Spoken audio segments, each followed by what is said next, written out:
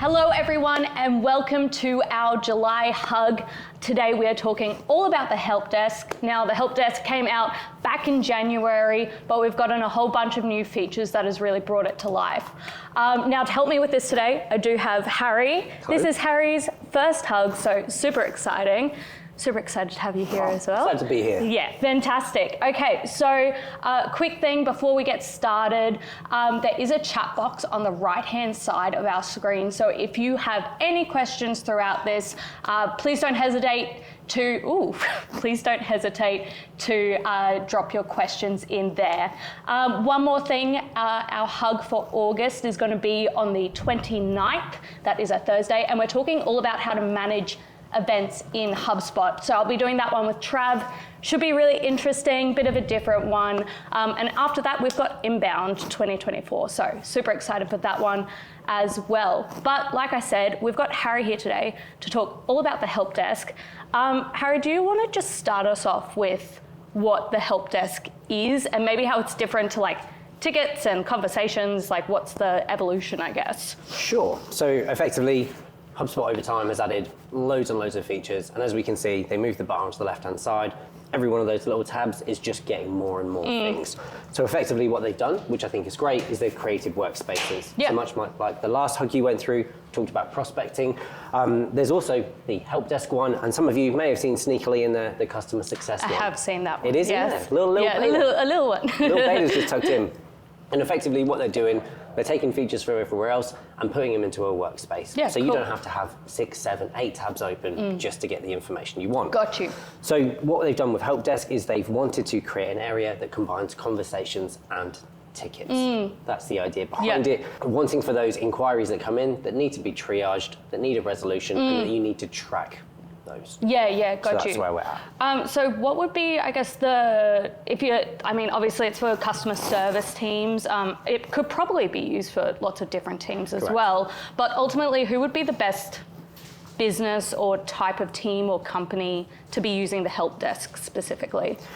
I think you're aiming for companies to have a large amount of inbound inquiries, and specifically ones that need to be triaged, problem solved, troubleshooted, and have a resolution behind them. With the email to the inbox, it's tied to a ticket, and therefore you can actually track the ticket progression from new, waiting on them, waiting on us, and closed.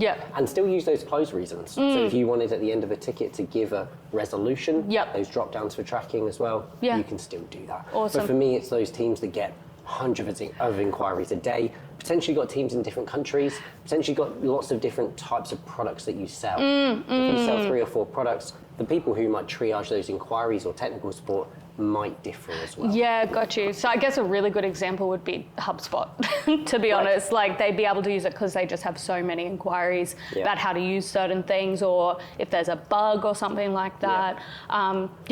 Now, how we kind of talked about it's conjoining tickets and the conversations inbox together. Can you talk on a bit more, maybe how it's different from the current ticketing space, and really maybe your thoughts on why you think they've changed it as well? I think we've seen it as you go along. Most people do Sales Hub implementations and Marketing Hub implementations, and service is kind of tucked on the end when people think, oh, I do a bit of service, I might be able to use this, but aren't really sure. So it's kind of an underutilized area. We have heard that HubSpot is bringing out some big things for service this year, but I think they wanted to do it, combine the two together to make it a more effective system, something to rival the Zendesk and those service desks. Yeah, definitely. Yeah. Makes a lot of sense. At the moment, the HubSpot area was lacking behind in that. People could submit a ticket, and you can create a form, you can submit a ticket, but you kind of track the inquiry in the ticket, and there's some emails, and if it's using the same email address as the one in your inbox, it kind of works, but this really puts it all in one screen. You can see it, you view your tickets, you view all the conversations to it, you can connect the same channels to it, but effectively you then get the ticket reporting on the other side. I think it's a better way of consolidating all your mass inquiries into one area. Yeah, I think you're right. I think having, like when you do get, I know when I get a customer service email, when it does come from like a single source of truth or an email, I'm it's like an official email versus getting it just from a person. Sure. I do know they still have like that personalization there, so it can come from a person, but yeah, definitely increases the authority, I think, as well. Coolies. Well, now that we've covered that, I thought we could go through a bit of a walkthrough of the help desk. I do know it, like, this may look familiar to some of you if you have used the conversations inbox before, but I think the walkthrough is good to see kind of how the tickets have been consolidated within it, kind of thing. Yeah. Sure. Okay, so top left-hand side, you've got your workspaces over here, and that's where we're going to find prospecting help desk, and like we said, the customer success one there. Touch on your help desk here, and basically you'll be brought to the general overview screen. Looks like general other areas of HubSpot you might have. I always imagine this is kind of like the list view. If you did your deals in the list view. Got you, yeah. Looks it exactly does like look that. very nice, I will say. Yep. Like the UI is very clean. Nice and clean. Left-hand side immediately, standard views are right there. Yep. So my teams, unassigned, opens, and then obviously they've got the standard, you can create views. Yeah, so cool. Over time, like we mentioned, potentially teams in different countries, Yep. different products. Easy to create those views. And at the top, you also have those quick links there. So we can quickly filter down ticket owners, your priorities, cool. even specific pipelines, which is kind of cool. This isn't restricting it to one pipeline. You can go through there, Cool. ticket statuses, and then if you do have the teams as well. So there's lots of quick filters at the top, and a sneaky little option here under more. You can actually add a few more of those quick ones that you might want to see. So HubSpot's kind of giving you the ones that you want for service, but if you did want, they're right there. I feel like that really helps organize your day a little bit. So if you wanted to start with like the top priority for me kind of thing, that helps you like filter things quicker. Yeah, and as we'll go through today, even in these columns, you've got your SLAs in there. So you can start with the ones that potentially are over your service level agreements that you've got. You could go from the oldest ones to newest, and then you can go across. And as you say, these columns, as with everything, are editable. We like that everywhere we go. So as you go across, priorities, categories I've got in here, I've got the ticket owner and the pipeline as well. So these all come through. Yeah, lots of good information. I feel like the previous conversations inbox was really lacking with those. You could edit the properties, but it just didn't have that level. Like with the SLAs now as a property that I can see. And that's the thing. It's going to really benefit those high impact areas of your business, which get a lot of inquiries. SLAs, priority. Being able to easily filter by those, I think, is a key. Yeah. So honestly, that's quite simple. I feel like that's really easy to look at and just get your work done. Do you want to walk through maybe, especially for people maybe who are thinking about using Service Hub, what the setup looks like and how intensive it is to get all of this set up? Yeah, definitely. What we'll do is we'll just pop over to the settings area of Help Desk just here. And as with everything, it actually looks very similar to the conversations inbox. The conversation settings. Yeah, it does. Go in here, you're given the options to connect a channel. You can go and check your channels, you can turn them off, edit them, add some automations in there too. What kind of channels can you connect? Yeah, I think the most important thing here, is the different style channels is basically everything that you could connect in the conversations from before. Cool. So if we're doing email, forms, Facebook, WhatsApp, calling can also go in, which is quite a good one. Is that new? Maybe I just didn't know about it. Yeah, you have to go through and check it, but HubSpot calling can be added into Help Desk as well. That's awesome. Triages to available agents. So on. So that's also in there. Now, when you're setting up the Help Desk, you've got an option when you connect a channel in the top right. You can either connect a new channel or you can move an existing channel from the inbox. Oh, got you. Okay. If your inbox is already set up and you've got other channels in there that you want to use, you click on this option to move the channel. You then get to search, and this will bring it up here. So for today, we've got an example of an existing chat flow or one of our forms. And as you go through, we'll choose this one here. We'll go through. And then you get the option to actually move all the conversations that exist. So you get the history of them over. Or you get the option to not move anything and just start fresh. Yeah, cool. Interesting. So if you do move these conversations over, can you move them back, or are they now in the help desk forever? Yeah, you're completely correct. So once you've moved a channel over, the channel is then locked to help desk. You would need to physically delete the channel and then re-add it into your conversation. So do think about this. And there are a couple of asterisks to what you can move over with regards to there's a few ones that you can't actually move. You do have to go and just delete and re-add. Yeah. So they include Facebook and WhatsApp. Interesting. Yeah, even if they're connected, Yeah. they can't be moved. You just got to delete them, re-add them to Yeah. Help Desk. But everything else being your forms, your chat flows, your kind of HubSpot native things. Yeah, must be those integration things you need Correct. to reconnect. Yeah. They just transfer over, Yeah. which is nice and easy, and we do like that. But yeah, you are correct. Once they're in Help Desk, there isn't any moving it back. So do consider that if you've got a variety of email channels Yeah. or a variety of forms. Once it's connected, you're going to physically have to delete it and then re-add it into your inbox Yeah. if you did want to change that back. Would you say I guess, comparison between conversations and then this new help desk is really just, the help desk is treating all conversations and forms and all your, I guess, those kinds of integrations as tickets versus the conversations is simply just an inbox for things to come into. Is that really the main difference? Yeah, correct. I think they were two separate entities before. You could have a ticket without a conversation. You could have a conversation without a ticket. Sometimes the ticket needed to have a conversation and there would be an email back and forth, but they were different channels using. I think one of the benefits of this, especially with attaching the inbox in, is that every email to your inbox becomes a ticket and it's resolvable. Right, okay. This means no inquiry is going to ever be missed, which is huge. Again, but number one annoyance in customer service, I emailed you and never heard back. Yep, exactly. So now it's always there. Yeah, and you've got the history, you've got everything. Yeah, really, really good. Let's keep going into this setting up the help desk. I know SLAs have always been a bit of a funny thing with HubSpot.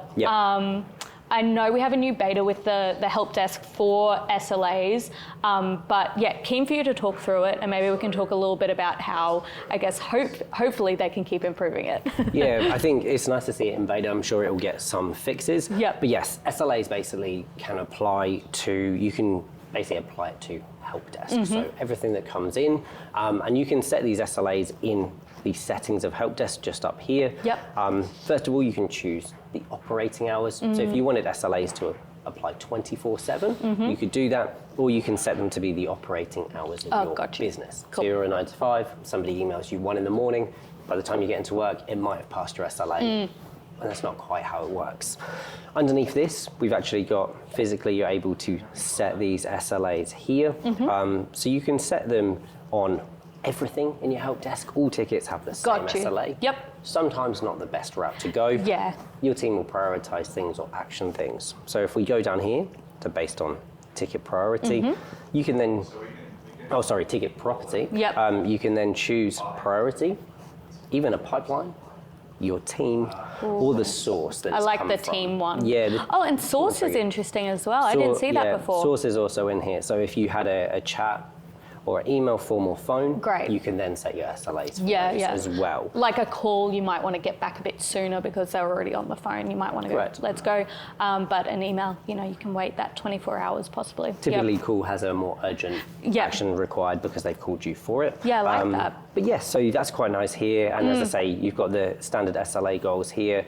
You've got time to first reply, time to next, and time to close. Yeah, cool. And these can differ per source, or as mentioned, you just can apply one overall. All overall. I think I would recommend going the kind of either priority route or team route. Your technical support SLA will probably be a lot longer than your general SLA.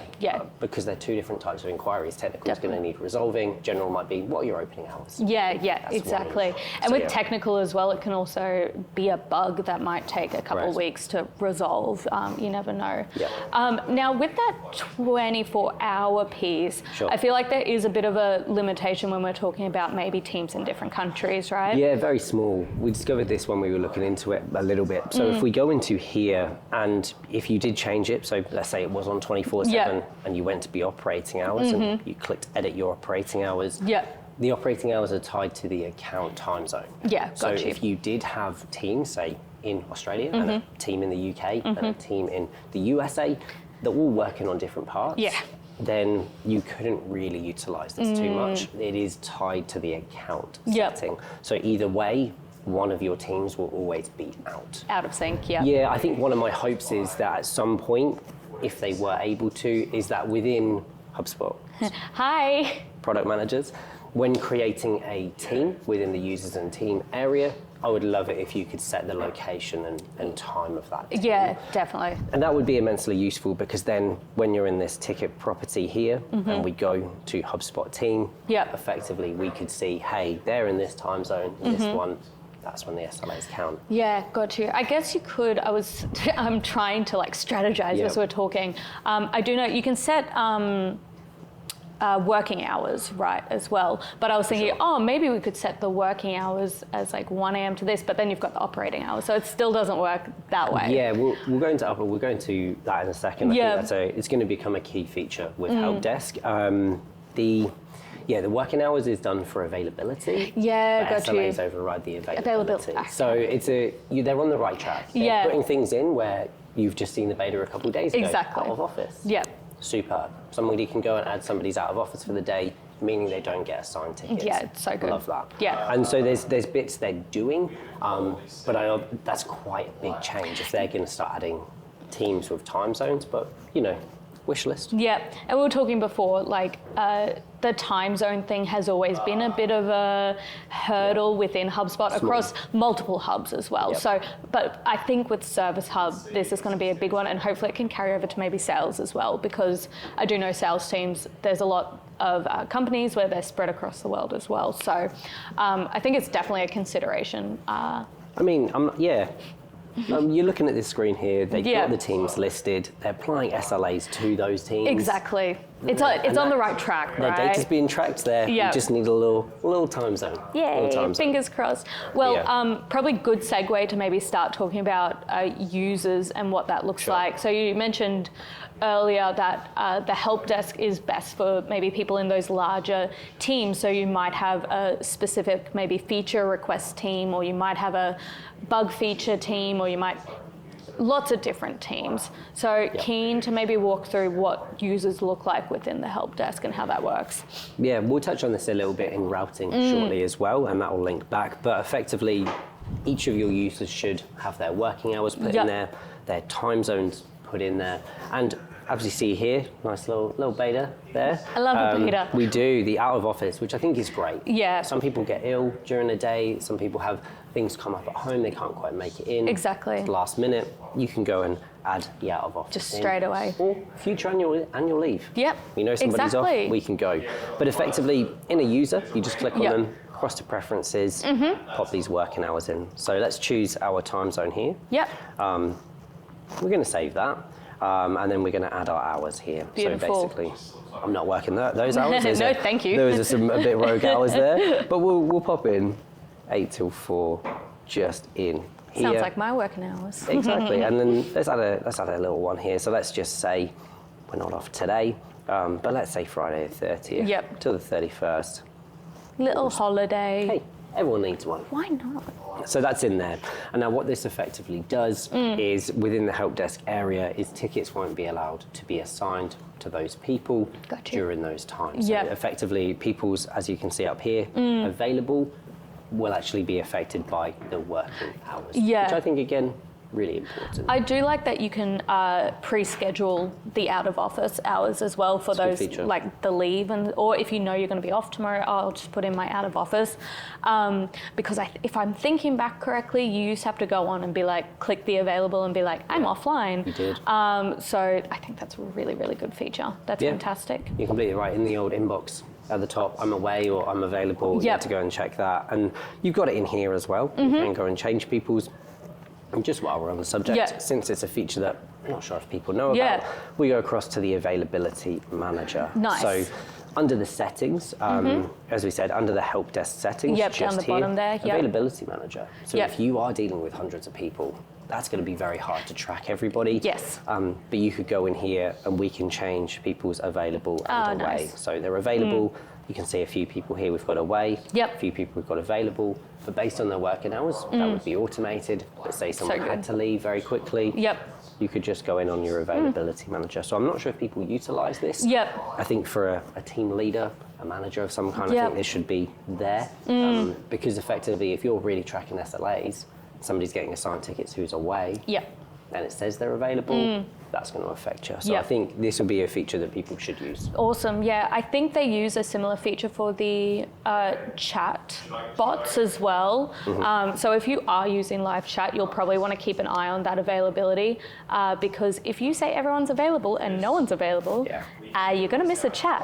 There isn't anything worse than going on a live chat, seeing somebody live and just getting nothing, just, oh my goodness. I much prefer the ones where they're like, hey, thanks for this, we'll get back to you soon. Exactly. So available would affect that. Yeah, that might actually be, leave a comment if you would like to hear more about chatbots. That could definitely be a hug in the future. They can get quite complex, so if you're interested, just leave a comment below.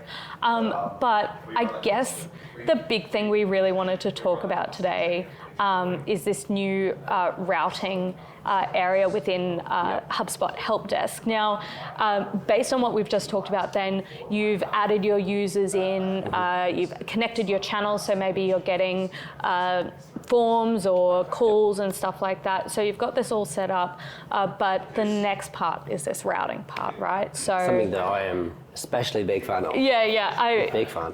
Harry actually presented this to us as a team a couple of weeks ago, and we're all like, whoa, this is quite big, and I think it really pushes HubSpot to that next level within like the customer service world as well, because it's something we've been waiting for a while. But I'll stop ranting. I'll let you take over and just bring us through what routing is, the intricacies of setting it up, all that jazz. For sure. I think we do have to highlight that it is a service enterprise feature. I think that's first of all. And to do any routing to individuals, they have to have a paid seat.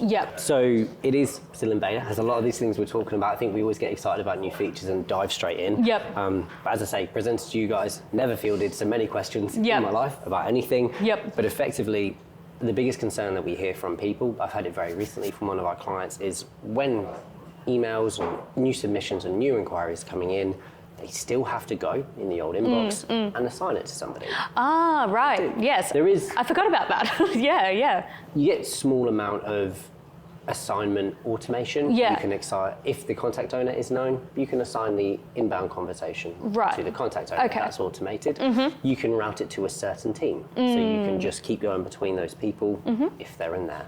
But the next level of this is people going, hey, well, if the inquiry is technical, I don't want it to come through to my general team. They have to reassign it. Got you. How can we automate this routing?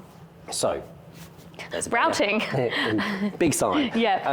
Quickly, with any beta stuff, I will just note, if you do try this out, you can get in touch with the HubSpot team if you have any I would like to see this and this. And usually, especially with beta stuff, they're always super interested to hear what you have to say. So definitely, if you do try it, get in touch with the HubSpot team. They're always looking for feedback. So especially in these early times, I think the more feedback you get, the better it's going to be when it goes live for everyone. So within your area, pop over here, your settings, you'll notice this on the left-hand side here, we've got routing. And you go into here. Now, they have what they call rule sets. You can have a rule set per connected channel. Got you. So your form can have a rule set, your WhatsApp can have a rule set, and your email can have a rule set. Cool. What we do here, on the right, you can create a rule set. I'm just going to ask you to name it, and then you can select your channel. So on our screen here, you can see we've got one of our email accounts is in here, and one of our forms is in here. Great. And just like Blue Peter, here's one I made earlier. So we're going to click the example rule set right here. Cool. And this is where you can then add these rules. The one thing to note, they are sequential. So it's going to check them in order. Got you. And you can have up to 19 sequential rules in a row. So it's going to check one, and then it keeps going. Going downwards. Okay, so for example, if it's unable to complete the first one, it'll go to the next one. And that's very important when you're working out which order they should check these in, because if you've got if they come through in technical and this skill, you go to this person onwards. So it's probably a good idea to maybe map this, I would say, in Miro or on paper even beforehand, especially if you are getting into the intricacies of needing 19 rules. You'll want to make sure it makes sense. And completely in order. Correct. Now what we're going to do, we're going to open a rule set here. I'll explain it, and then there's going to be a bit of a section here about skills. Now we're going to have to jump back over to the users area very quickly.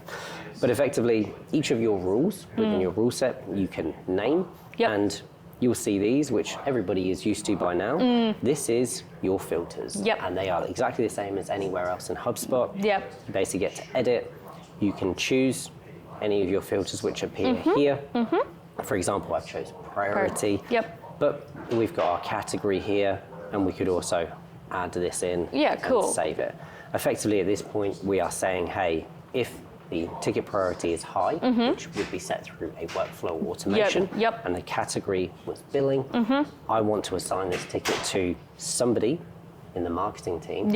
And then that skill set within that team, the individual, I want them to be speaking English. I want them to have automation, marketing, and reporting. Okay, this could get you could go down a rabbit hole here, I feel like, with skills, But that makes sense, I think this is the right thing you were saying about Miro. Important. Now, some people are going to be like, hey, what skills? So yes, please. We are going to have to jump back over to the users area.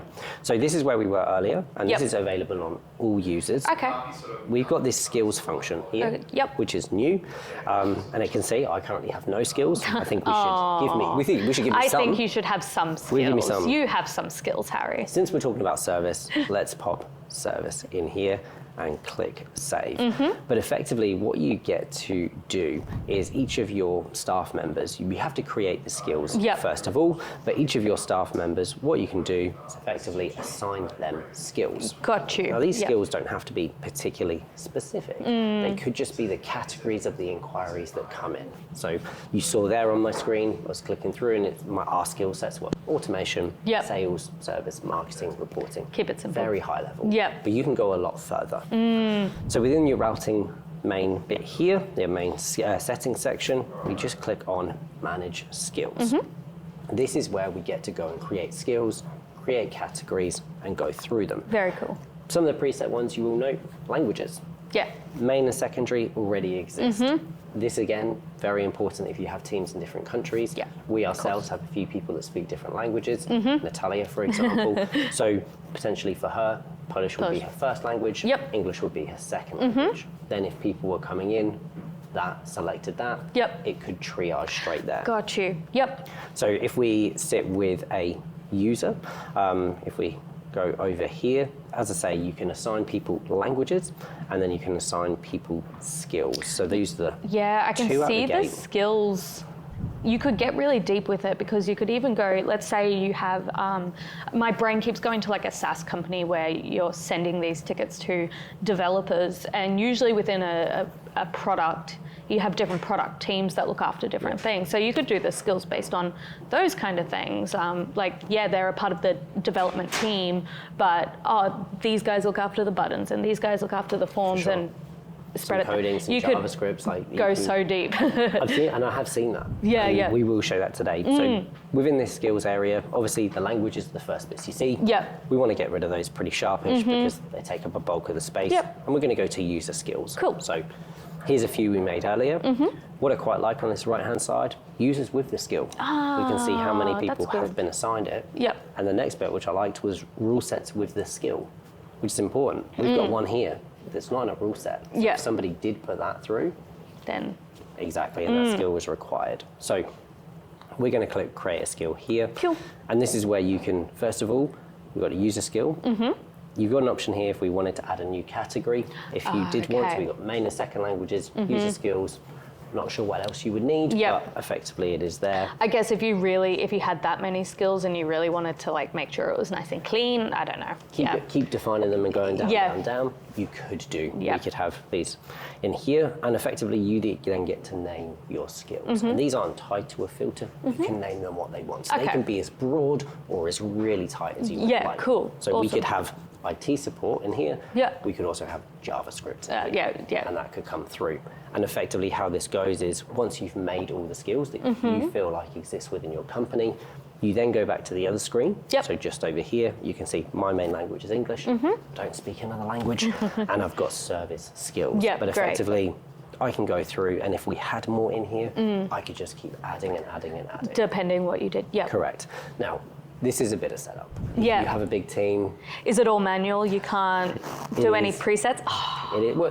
You need to know. I'm sure it will come. How are you going to get Oh, true. I was just thinking, if there was general skills, this person's a developer, I'm going to give them the developer preset and kind of go from there. Developer category, and then skills. Hey, there's the new user object in workflows. There is, true. Maybe we'll have to have a dig. Interesting. There you go. So effectively, what you do is you add your skills in here, and once you have your compiled list, you just go into each of your users, click their skills, and go and add them all in. Awesome. And effectively, by the end of this process, you have your full team with where their skill sets lie. Yeah, fab. So you end up with people in teams, great, your technical team, and then you could go that level further. Hey, this person is our technical support for this area, and this person is our technical support for this area. And then based on a few factors, your routing can take over. Yeah, you just got me thinking, I guess another use of these skills, if you are maybe like an enterprise company that works mostly with large accounts and stuff, you could put in skills that is like a company name. Like I know you have owners and you might be able to do it that way just through a workflow, but you could ensure that certain people get certain accounts, especially if they're quite high priority accounts as well. Sure. You could do it that way. Yeah, I've seen a few amounts being used and company values being used in the filters in the rule sets when they come through.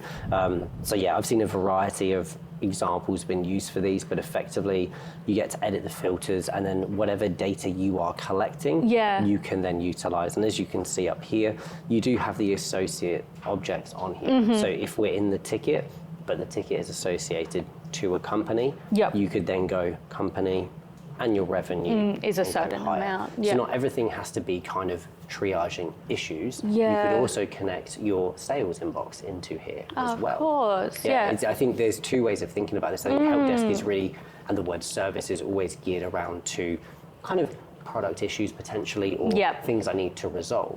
But you could connect your sales inbox in here. You could. So your sales inbox comes in, every email is a new ticket.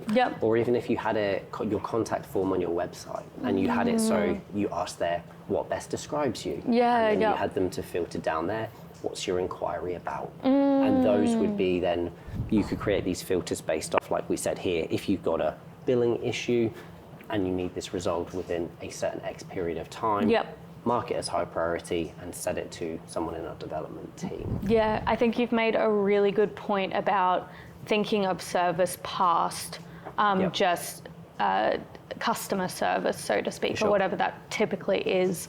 I've seen, for example, and this is more of a ticketing thing, but it could be used within this, people using it for like renewals and like so many different things.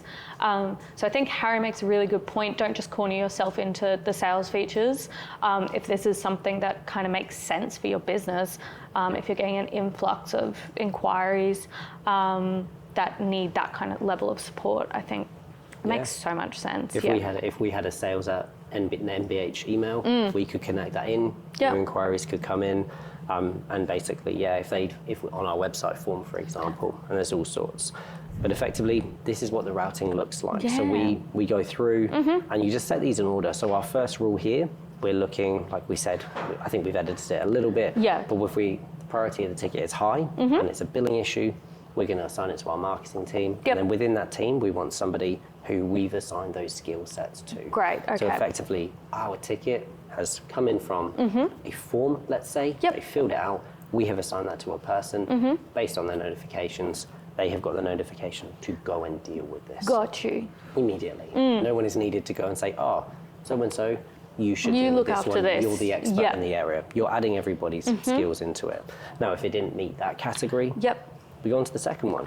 Right, so this is kind of coming, let's say a form's come in and the HubSpot's looking at the form and it's like, okay, this one doesn't have a high priority.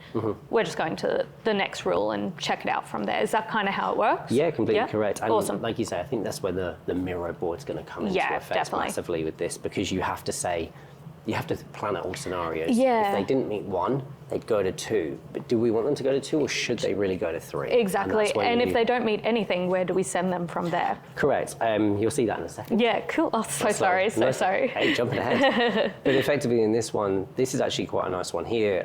Ticket name. So this is those free text fields. So we're searching for words. So you could use ticket name or ticket description. Nice. Or if you have an open text field, which says message, you could type maybe 10 to 12 values, which are typically common things that people inquire about. That's actually really cool. And again, under here, we've got this going to our service team. And then this person needs to deal with automation. Yeah, because amazing. in our ticket name, we're searching for the word automation. Yeah, got you. But again, just in these filters, again, you've got your ands and ors. But if we added in here, we could search for ticket description. It's a free text field, but we could type 15 different values and then assign that to a certain team. Yeah, got you. So that's great. Now, not everything... I like that. That's quite... just the way they've set it up is very easy to use. I feel like that's something that maybe could have been done with the tickets, but it'd be through automation and just, Yeah.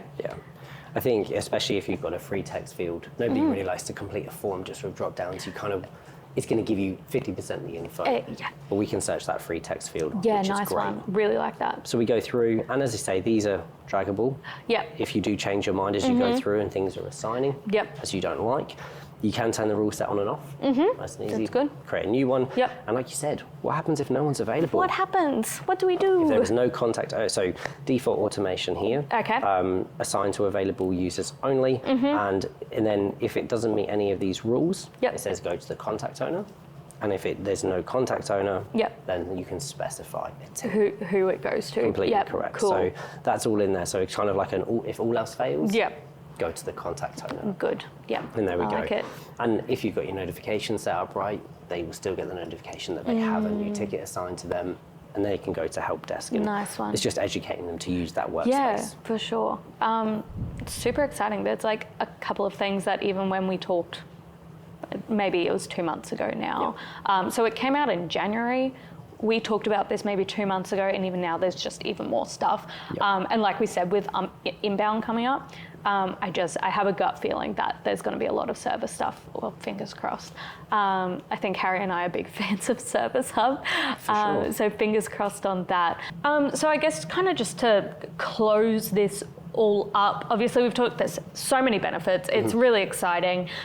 Maybe we should retouch on some of the limitations just so anyone watching here does know what they're getting into and maybe whether it's the right decision for them if they want to use it. For sure. I think the main thing I've heard from people is that not every inquiry needs to be a ticket, and that's kind of their way of thinking. Currently we've got inbox, we've got conversations, it's still going to exist. We've got the ticket pipeline, still going to exist. There. This is a combination of both. But I think people I've chatted to around this have been thinking, hey, well, not every email I get in needs to be a ticket. If someone asks me what my working hours are, I just want to reply. I don't want to have to go and close the ticket and all these other things. I think it's that way of thinking that the SLAs can apply. You can get some reporting from it. Now, I do agree, if you're a maybe smaller business and you get 5 emails in there a day, you potentially don't need those 5 emails to also be a ticket for tracking. For sure. I think this is really aimed at those high level, really lots of inbound inquiries per day from different sources. I think that's there. So I do just want to highlight that limitation. I have heard from people as well, sometimes I get an email and then someone sends me an attachment, a separate email and things like that. I think they've anticipated this, and what we've got on this left-hand side is the ability straight away to merge. So you can get 2 tickets together and you can merge. So let's say somebody emailed and then say, ooh, I forgot the attachment. Yeah, cool. In a separate email, not a threaded one. Threaded doesn't do that, but they very quickly put that in here. Very good. Which is unlike the other areas in HubSpot. Go to merge a deal, go to the ellipses and bits and go more and find merge. And you don't know which way it's going. You might, lose some data, but that's basically been put in here straight away. So they are anticipating that potentially people may double email. No one likes to double text or email. Sometimes it happens. And the other thing is sometimes multiple people within a single company don't realize the other person is emailing with the same issue, and you just get like 5 issues from a customer with the same thing. Correct. You could maybe just join it together and reply to like one person and say, let your team know that I am sorting this out. Combine them all, and when you combine the ticket, when you combine the conversations and tickets, you would have the contacts on the right. Ah, so it joins the ticket. Because it's a merge That's feature. great. Yep. Because each submission would have a contact, because typically they come from a formal email. Yep. So then if you were to merge them, the ticket has the conversation and the people. Right. So it's great there. That's so good. I think I'd also like to make people aware that you can definitely move tickets or conversations, back to the inbox if you feel it shouldn't be in Right, here. okay. So if you think something has come through to this channel and it needs to be in a different area or different inbox, now you can't do this for a channel, but a specific email. But you can do it for a singular thing. Okay, you got click you. on this top right here, and you still have this move conversation. Okay, cool. So say someone did email your service app neighborhood email, and they probably should have emailed your sales app email, and the sales app isn't connected to help desk, you could move this back to that other inbox. Okay, nice and got simple. you. So if it is in the wrong place, it's not particularly locked in here. And just while we're on here, just on this little bar as well, one of my favourite features, which I did forget to mention earlier, but now I'm, for those kind of managers or leaders amongst yourselves, we like the availability manager. To touch on that. Good one. But this follow, this is great. You can follow a ticket. So say you're not the owner of it, but you're keeping an eye on it. Say it's a high priority thing, or you've read it and you're like, hey, I'd like to get updates on how that is resolved. You have the option on this top right to follow. That is a very good one. I like that. It reminds me of project management systems where you can follow certain tasks to see how things are tracking. But also maybe if something's getting a little spicy as well, and you just want to make sure you're keeping an eye on things. Checking in on them, checking in on your staff, making sure somebody's not going too far and the way they're speaking to them and things. But yeah, you would then get notifications of changes in pipeline, conversations, etc. And just also to note, the waiting on them, waiting on us function still operates. Oh, great. So this is one of my own emailing myself because that's how you do it. That's how you set these things up. But I submitted the form here, I replied back, and it went to waiting on them. Oh, cool. So just while we're in this screen, wanted to show people what it looks like, and this is general help desk, and kind of conversations look very similar, and we can interact with this right-hand side here. Awesome. And you've also got the opportunity to edit it in this right-hand pane, as with everything. Yeah, I mean, we can go fix things up. So that kind of gives you little limitations, a little bit of more features in there that maybe convince you to go a bit further. I think we did touch on the SLA thing already. I think that is important. I think if you, for the moment, if you were to go in today and set this up, I think you would set SLA. If you had teams in different countries, you would just do it 24/7 and probably make them a little bit longer. Maybe your high priority is 1 day. Your medium priority is 2 days. Your low priority is 3, for example. Probably a bit long.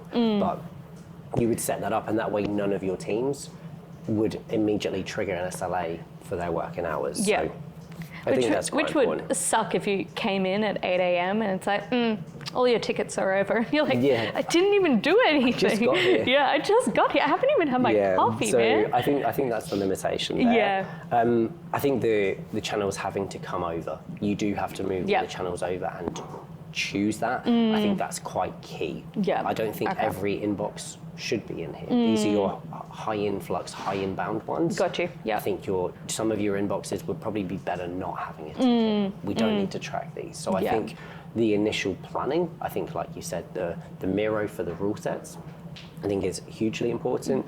Users availability, working hours, and assigning people to teams. I think there is a little bit of manual work that potentially people weren't doing in HubSpot before. I think we've seen it. We're big fans of teams, but we have to kind of say to people, hey, these are great. Definitely. Because even when you're in workflows, you get those, send internal email. Send to a whole team. Exactly. Great. So I think there's a lot of manual parts to setting this up. I think the skills, if you've got 100 odd staff in different countries, that's going to take a long time. The teams are going to have to be, you're going to have people in country teams, potentially product teams from within those countries. So if we had a team Australia, we could then have Australia product support, Australia technical support. So people could live in 2 So teams. that's already, starting to break it down a lot. And then this is when those, you were saying before, the kind of 19 rule sets. Yeah. Or the rules within the rule sets. Yeah, it starts to get... They start to become important because you can say, hey, you could be in this team. Yeah. You could also be in 2 teams, and you could have 3 people with the same skill set. This person's not available. But what we start to get through is you really get automated routing of inbound inquiries. Yeah. And your leadership team can sit there and go, hey, this is great. Yeah. The right inquiries are going to the right people, because there's nothing worse than sending an inquiry, somebody messages you back and they're not really sure and they have to pass it on anyway. Yeah. So I think that's the main thing for me as far as limitations. I would say hopefully in the future, SLAs by I'm sure they'll... team. Yeah, there's going to be a bunch of stuff. I'm so Hopefully. excited. And just thinking that, potentially not everything needs to be a ticket for some of your channels. Yeah, Other for than sure. that, big fun. Nice. Inbound's like my HubSpot Christmas. I always get so excited. Can't wait for September. They bring all the presents I out. know. They make it all shiny. Yeah, and Neighborhood is going to inbound this year. So Indeed. if you're watching and you're going to inbound, say hi to us in Boston. Travi will be there, so that's It will super be. exciting as well. Anyway, thank you so much for talking this through with us. No problem. Might even talk to you next year if there's like a whole bunch of new features as well. We'll talk to you in a year? We'll just have to do it Get a again. year off? Yeah, let's book it in now. I'll put it in the calendar. We'll reconvene. But thank you so much for joining us. If you stayed all the way to the end, you're amazing. I'll just quickly pause and say we do have a couple of hugs coming up. Like I mentioned, on the 29th of August, we have using HubSpot for event management and campaigns with Travi again. So that's going to be a really interesting one. It's a bit more context-based, like how we market our hugs, for example, and how we get the data off our events as well. And then in September, we're going to be live from inbound, hopefully. So It's exciting. That will be new features. That one's probably always a big one for us, always really exciting. But make sure you go get your tickets. If you have any questions and you missed out, or if you're watching this on YouTube, you can email me at bg@nbh.co and I can get back to you with any questions that you might have. Otherwise, thank you for sitting with me, Harry. No problem. I It's been appreciate a wonderful you. hour. See you guys. Happy HubSpotting.